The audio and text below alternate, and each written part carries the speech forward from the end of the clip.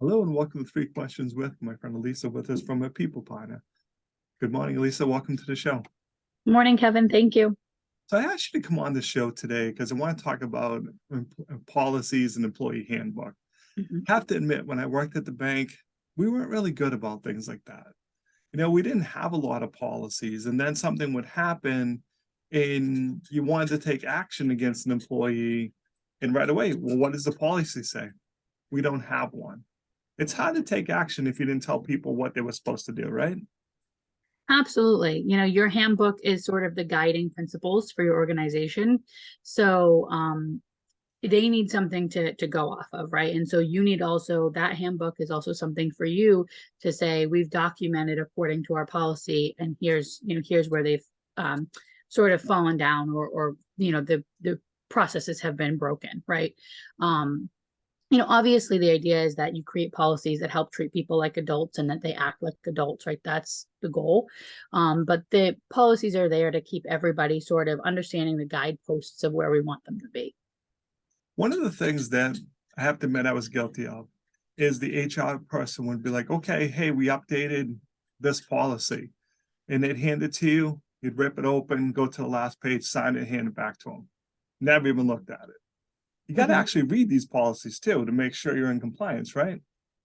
As an employee, you do have to read the policies to make sure you're in compliance.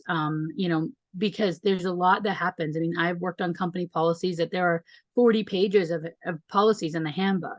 And yeah, that takes a lot of time to read each one individually, but you are agreeing that you're going to behave in such a way.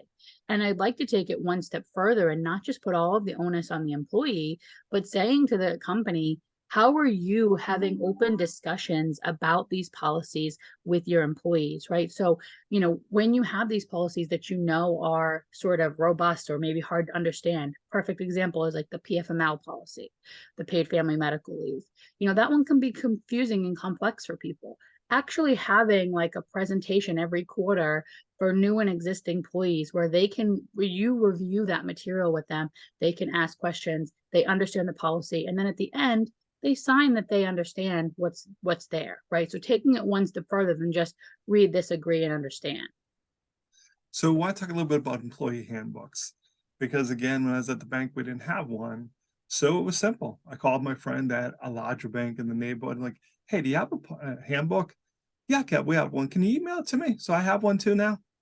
And did kind of a bad find and replace. So the auditors be like, if you're gonna borrow someone's, it's okay, but make sure you do the find and replace so it's actually your bank name. Mhm. But I have to admit, no one really read through it. And there'd be times things would happen and oh, what's the employee handbook? And like, why do they even have this in here?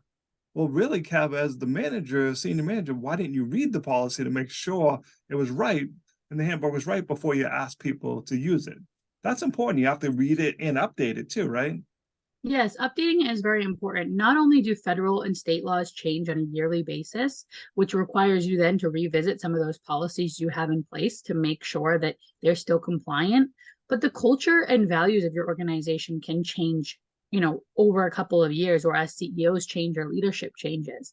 And so making sure that those values and cultures that are identified within those policies are still applicable to your organization, right? So as you mentioned, as a senior manager, if that was true 5 years ago, but now with the new leadership, it's no longer the way that you guys want to do business, then that needs to change because you're holding people to something they signed 10 years ago.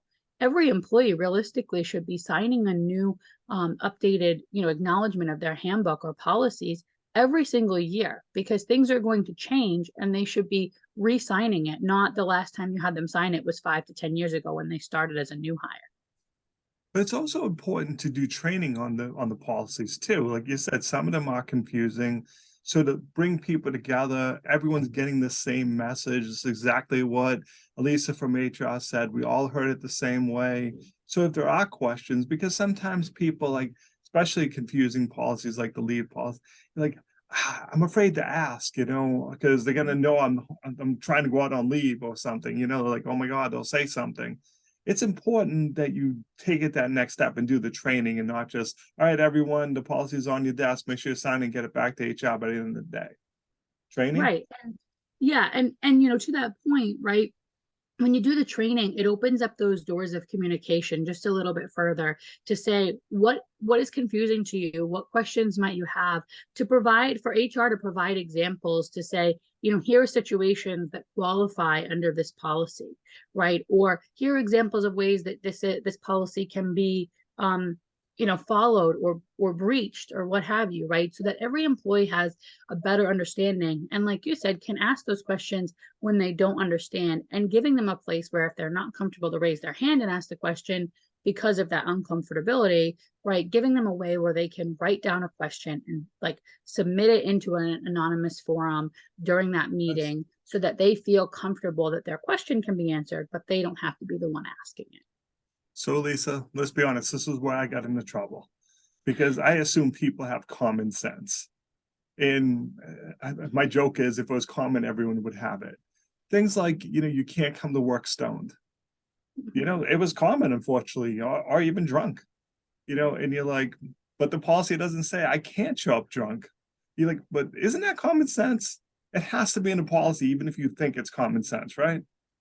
There are some things that do have to be in a policy, even if you think that they're common sense. A lot of companies do put drug-free workplace or alcohol-free workplace, or they'll talk about any sort of suspicion testing that they run, or even random drug testing or alcohol testing.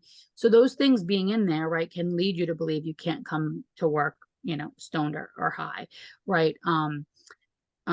Or drunk, right? And so those things that, that are in your policy generally should be there. Now, if you're a company that is okay with those behaviors and you don't have a policy around it, you can't control it, right? So that's, everybody's choice. One of the things I will point to is like Netflix, for example, they had a policy that was their travel reimbursement policy, or what they called it was travel reimbursement, but they didn't necessarily call it that, but travel arrangements. And basically the policy when they first started said, act like adults, right? Like that was basically what it is. And when they had that policy so vague like that, everybody did what they were supposed to do. They didn't, go to the expensive hotels. They didn't get all these expensive meals. But when they started changing the policy to say, here's what you can do and here's what you can't do, people started to break that barrier and try to do things that they weren't allowed to. So it was interesting that when you set it up to say, we're treating you like an adult, we just want you to act, in the best interest of the company, go, right? That people did it naturally. But it was when you started to confine the rules that then people started to try to break them or accidentally broke them or what have you. Because you really think it would have went the other way. My interpretation of adult and yours may be two different things. So that I found that kind of interesting. So Alysa, if people have questions about making a policy or handbook, what's the best way to reach out to you? So they can visit my website at apeoplepartnerllc.com. I actually recently just posted a presentation all about handbooks and policies on my LinkedIn and on my Facebook page. It'll also be on my website. I'm on social media, so they can certainly connect with me there, or they can email me or call me, and all that contact info is also on my website. Awesome. I appreciate you taking a couple minutes to come on the show. And as always, thanks for being my friend. Thank you.